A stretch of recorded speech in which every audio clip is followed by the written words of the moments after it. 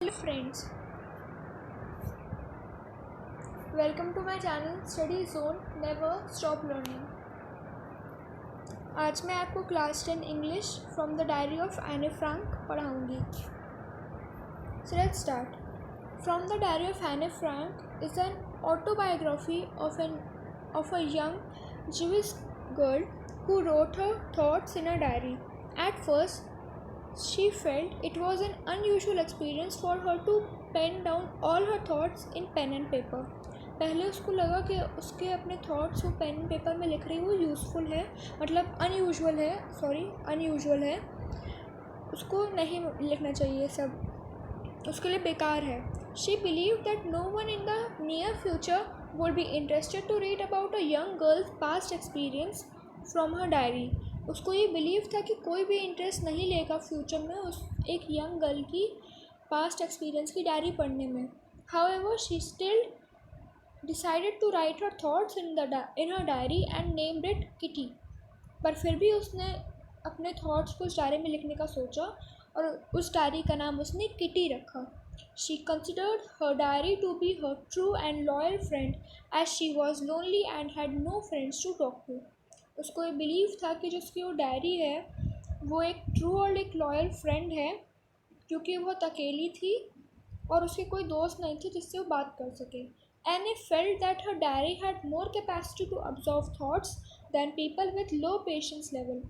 उसको ये फीलिंग थी कि जो उसकी डायरी है किटी, वो उसमें बहुत ज़्यादा कैपेसिटी है थॉट्स को अब्जॉर्व करने के लिए एज़ कम्पेयर टू अदर लोगों के कंपैरिजन में, क्योंकि लोगों में पेशेंस लेवल बहुत कम होता है और डायरी में पेशेंस लेवल उसके हिसाब से बहुत ज़्यादा था. Further, she mentioned how much she loved her family, especially her adorable father who gifted her the diary on her 13th birthday. उसने ये भी मेंशन किया कि अपने फैमिली से कितना प्यार करती थी, स्पेशली उसके पापा जिन्होंने उसे 13th बर्थडे पे उसके डायरी गिफ्ट करी. On 20th June 1942, Anne stated how her entire class was nervous about their exam result.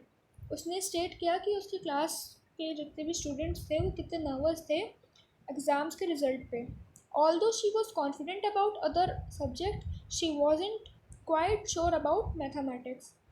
She and her friend G pleaded the students to calm down and not make noise, but all in vain.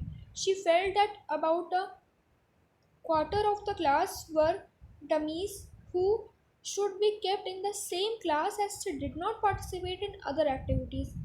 उसको ये feel होता था कि उसके quarterly जितने भी बच्चे हैं क्लास के स्टूडेंट्स हैं वो बहुत डम हैं, तो इसलिए उनको एक ही क्लास में रख देना चाहिए क्योंकि वो किसी और एक्टिविटी में पार्टिसिपेट नहीं करते हैं. Besides, Anne also mentioned how the maths teacher Mr. Keesing was annoyed by her talkative nature. बहुत talkative girl थी. He would often punish her with extra homework whenever she talked more during her class. In the first punishment, पहली punishment में उससे उन्होंने एक ऐसे लिखने को कहा. टॉपिक था a chatterbox, which in itself was a weird topic for Anne. वो एक weird अजीब सा टॉपिक था Anne के लिए.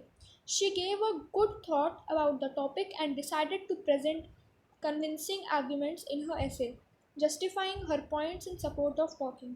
She mentioned that she would try to improve herself, but she could not do anything about the trait that she inherited from her mother. When her teacher read the essay, he found it amusing and assigned her a second essay. जब उसके teacher ने mister केजिंग ने उस ऐसे को पढ़ा तो वो उससे थोड़े अनॉयड से हो गया, उनको पसंद नहीं आया, तो उन्होंने उसको एक अम्यूज़ हो गया, तो उन्होंने उसे एक सेकंड ऐसे दिया.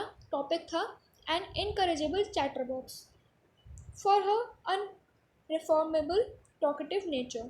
However, during the third lesson, Mr. Keesing had read enough of her justifications and assigned her another topic entitled Quack Quack Quack, said Mistress Chatterbox. उसको मिस्टर कीजिंग को उसका सेकंड ऐसे भी पसंद नहीं आया. उससे अनॉय होके उन्होंने एक ऐसा थर्ड ऐसे दिया जिसका नाम था quack quack quack, said Mistress Chatterbox as a punishment for her incorrigible habit.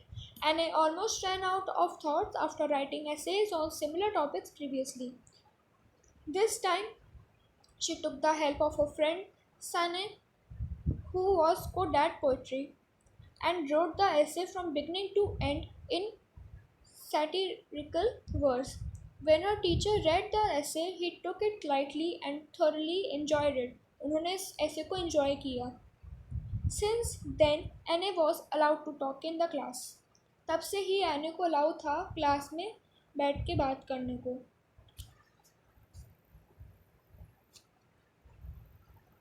अगर आपको मेरी ये video from the diary of एने फ्रैंक पसंद आई हो तो इसे लाइक, सब्सक्राइब, शेयर करना ना भूलें. और अगर आपको उसमें कोई भी डाउट हो तो कमेंट बॉक्स में डाल दें. Thank you.